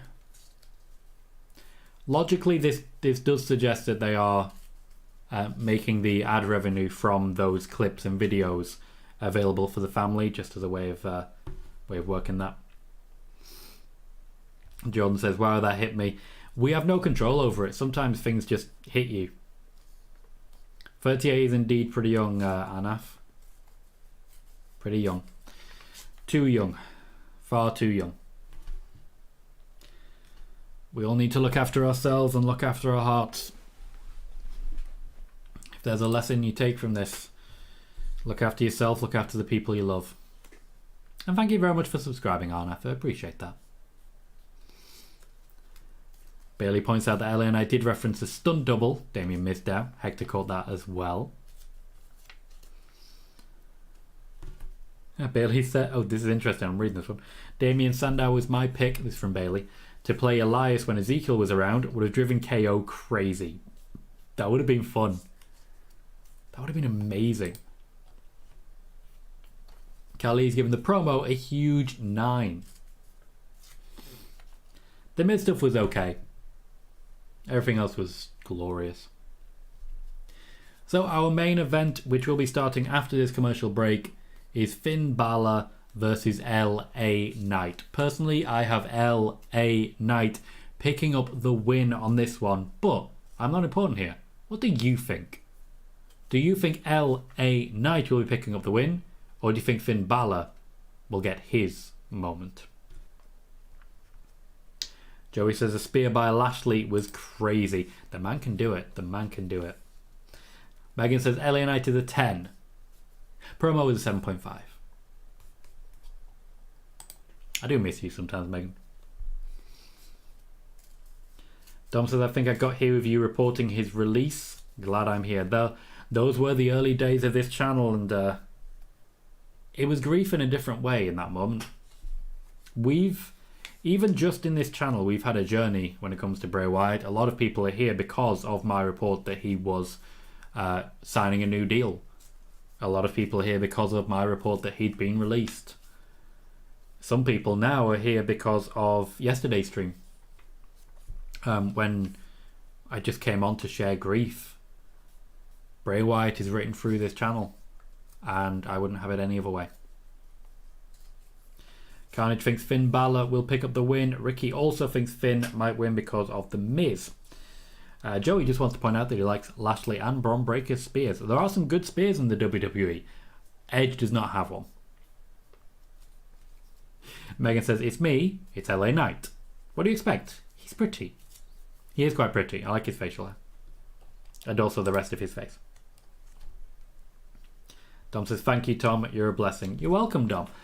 A lot of the people here have given me so much. I knew that when I heard about Bray Wyatt, I knew that I could find friends to talk to. All I had to do was go live.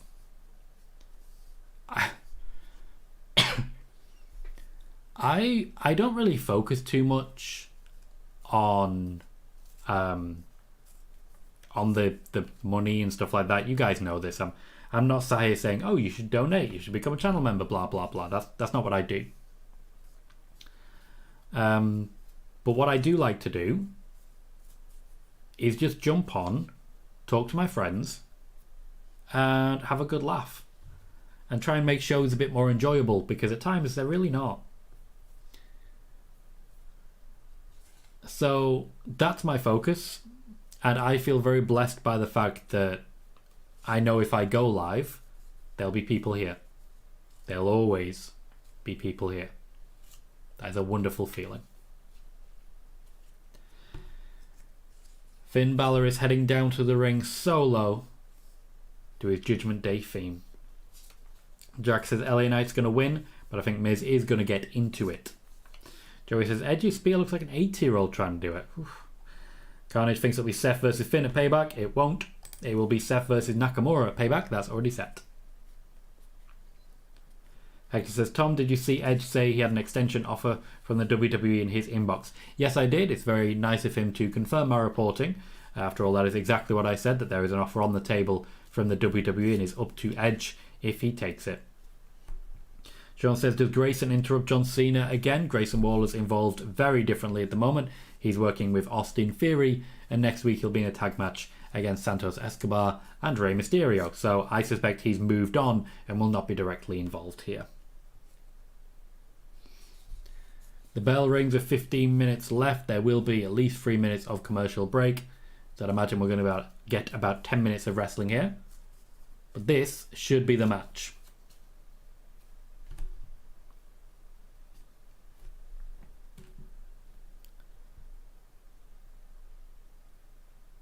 Now, as I said, this is very much a tribute to Bray Wyatt. Both men have Bray on the mind. I'm interested to see how it plays out. I'd find it very entertaining if LA Knight does a neck crack that The Fiend did. There is still time to do some sort of final tribute. I don't necessarily think we're going to. I think LA Knight celebrating with the crowd and maybe leading a song of "It's got the whole world in his hands." There's a wide variety of things that they could do. They could have Uncle Howdy arrive. I just don't find it likely. I think they'll retcon Uncle Howdy and move on, because they're not going to start a Bray Wyatt style storyline because Bray Wyatt can't finish it. So in many ways a waste of time. Finn Balor getting his head slammed into a table here. Many times. Many times. Many times. Many times. Many times. And we're good. Sean says, Kevin Patrick just confirmed LA Knight versus The Miz for Payback. Thank you, Sean. For those who don't know, I do struggle to hear it, primarily because I've only got one headphone in. But if I put both headphones in, I start to shout, and it's just not good for anyone. Usually on a Friday, my partner's asleep in the other room. I try to behave. Carnage says, I love Finn Balor's new theme when he joined Judgment Day. Dom said, the different main event. Could it end with a Wyatt tribute? Again, it could. We'll see how it plays out. The match itself is tribute. P says, I wonder if anyone tries a Sister Abigail. Not a bad shout, that.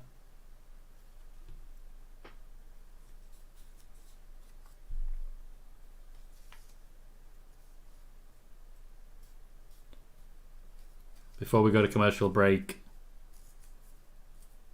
we just got a clip of Bray Wyatt's first night back, when it was actually Windham Rotunda, as I mentioned during the watch party then. It wasn't Bray Wyatt, it was Windham Rotunda. And he was very real and very raw and very genuine with us all.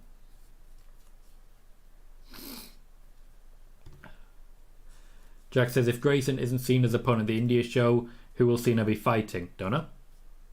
Maybe Jinder. It's hard to say.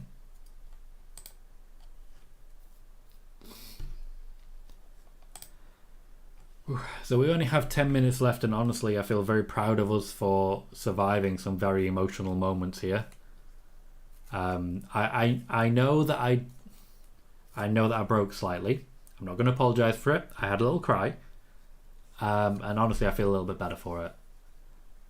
I do encourage people who can let go in that way to do so. I know that we still live in a world where if you cry, you're deemed this or that. If you need to cry, cry. Like, this is a good place for it. C-Max says, the last promo they showed from Bray hits different now. Yeah, it really does. Dom says, just trying to keep it together. The Fiend helped me so much, and still. We just had our first commercial for All In during the show. Last week they had, I believe, 5 of them. Ricky says, thank you, Tom, for showing us your emotions. I cried last night and now. Let it out, Ricky. I'm not going to hide how I feel. I'm a man of OCD. I literally can't. Hector says, Tom, did you see Jinder mentioned Indus Sher were getting a tag team title shot against KO and Sammy at the India event? Yes, I did, because that is indeed the plan. They've got no chance of winning and it won't even be televised, so even if they did win, they would immediately retcon it. Well, Peter can't cry. That happens. We're all built different, you know.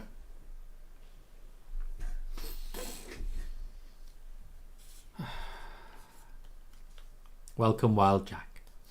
John says, I've had tears on and off all day. I've largely held it together. I'm worried that I'm going to break somewhere in the middle of All In and just bawl my eyes out during the wrestling show. I suppose it could always happen during the Eve show instead. That would be an experience.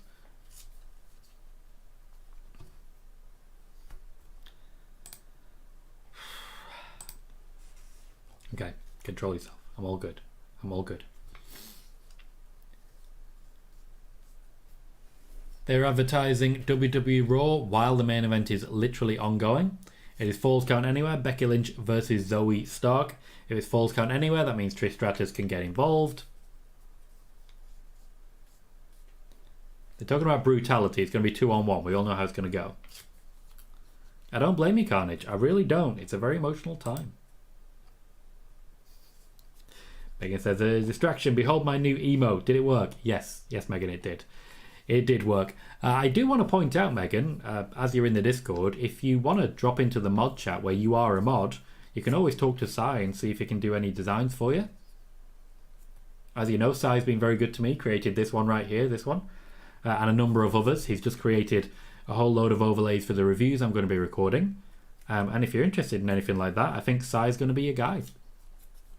He's just genuinely a great guy, and I highly recommend his work.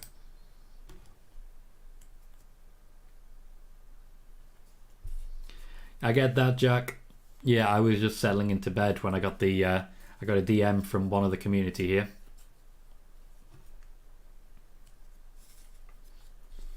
Crowd chanting, yeah, along with every hit from LA Knight.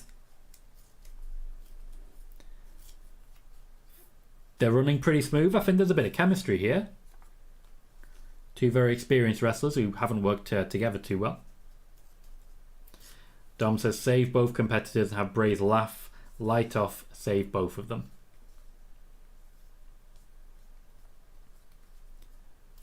I'd have them finish the match and then honestly I would... Oh, we've got blood. We've got blood. I would just have LA Knight celebrating with the crowd if I'm honest.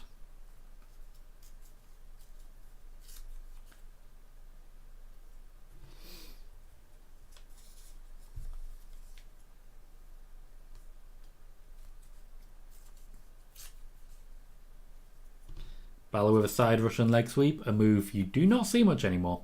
It's very old school. And not old school as in The Undertaker. Megan says, the fabled lucha hack still eludes me. Sean says, when Trish is finished with her appearances, will Zoe still be featured or drop down the card? You want to check out spoiler warning earlier today, mate.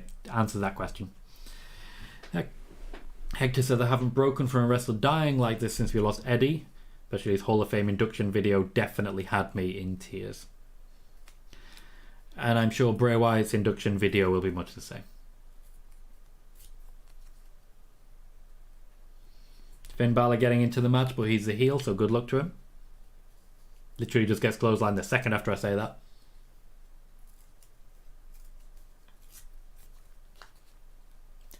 It was a Steve Austin style clothesline because the amount of time Steve Austin would be down in the corner, someone would run up and he'd just stand up and absolutely destroy him. He was always offended, Steve Austin. He'd let you get your few hits in, he'd put you over. But if you got a few more in, he'd get offended and he'd put you down. P says the ref just called something. Did you catch it? Jack says there's a nice photo on Facebook of Strowman and Rowan standing behind the rocking chair. Absolutely right. Absolutely right. If there is going to be a final tribute, I would imagine it will also be involving Strowman and Rowan. We seem to be building to the finish of the match now. Yeah, we seem to be building to the finish, so they still have time to do something else. Megan says the match is a 10 on the Hanson rating. I feel comfortable saying that at this point in the match. You waited for now just to be certain. I appreciate it. It seems to be only a relatively small cut on LA Knight's head. The referee has put on her gloves just in case.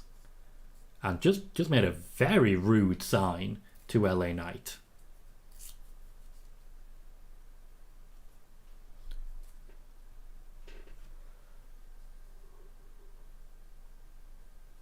They're trying to keep a decent pace here.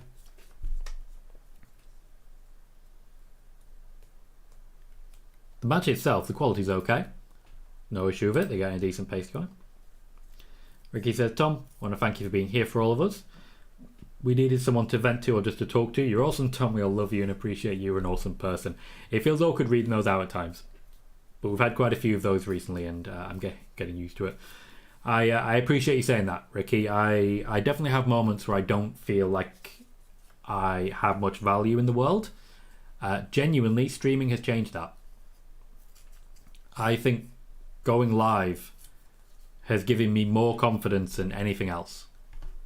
And having this community that I have, including yourself, of course, Ricky, has really changed the way I feel. That is a finisher. That is a win. Clean for LA Knight.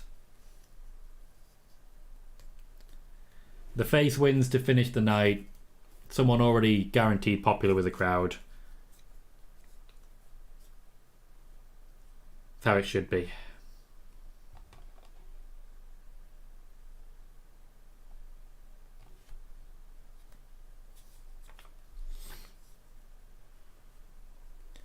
So we've got a couple of minutes left. They can do something else if they would like to. If the replay goes long, I'd imagine they're doing something in the ring, but I don't think it's going to go that long because there's the finish.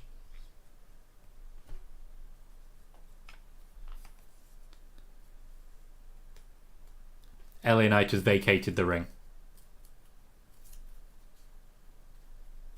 They put the bug up.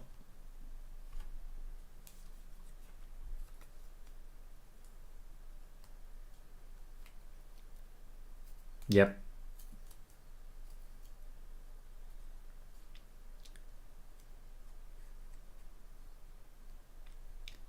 They're going to finish with the lantern. The lantern in the middle of the ring. Lanterns there. Fireflies on show.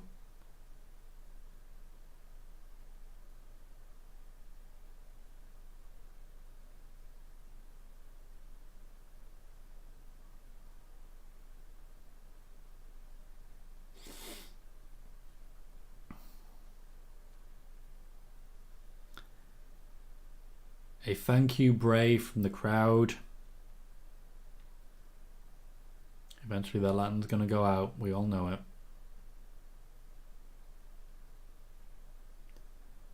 But for a moment, we're allowed to just believe that maybe it won't. Maybe the lantern burns forever. For a moment, we can just believe. And then it's gone.